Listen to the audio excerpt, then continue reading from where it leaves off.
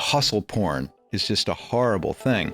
Hi, I'm Marc Randolph, co-founder of Netflix and 6 other companies. Over the years, I've heard that will never work thousands of times, but I've learned there are things we all can do to increase the chances that they will. So join me for That Will Never Work. So there's 2 pieces here, which is kind of interesting. And if I can keep it straight in my head long enough to lay them both out. So, one of them is this sense of what is required of someone who's in a startup. The hustle porn is just a horrible thing. The sense that what we do is work all the time, and that the people who are successful are the ones who work all the time.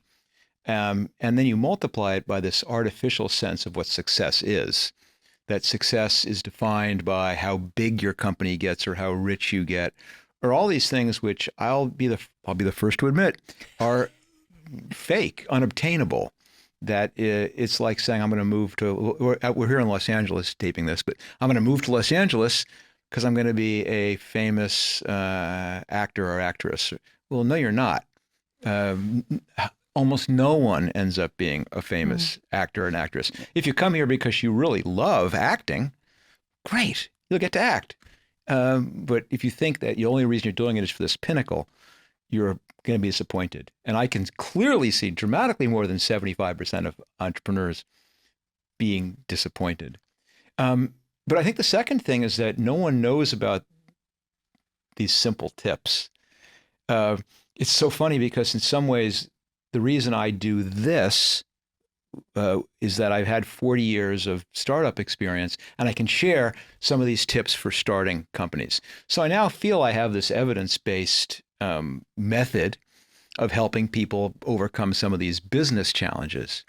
But it's funny because I've never really gone back and examined a lot of the stuff that I've done for mental health. Some of them I talk about in the book, and one of them is leaving work, getting out at 5 o'clock every Tuesday, prioritizing relationships, prioritizing the stuff that I knew made me happy, which is the climbing and the biking and the surfing and those sort of things, and coming to this realization that I did not need to do everything, that in fact it was a huge 80-20 at work, that if I picked the right things and got them, the rest of it could be left sloppy and undone. But this was just stuff that I randomly stumbled onto. Is there kind of a science now of this that people can save the 40 years of aggravation I went through to figure this out on my own? Well, and the first piece is really humor. I think humor is one of the best things you can do to really build resilience. And so when you're starting a company and you are working long hours and there's mistakes, and the only way we learn is through failure, right? Is by making errors. So having a good sense of humor, which clearly, Marc, you're exhibiting here, and really kind of just saying, all right, stuff happens sometimes, and how are we going to get through it is a great way for you just to kind of take some stress off. But there really is a lot of evidence-based science now to really talk about performance and human performance. And the more we are kind of getting into it, the more we're really seeing kind of key factors that really can set people up for success.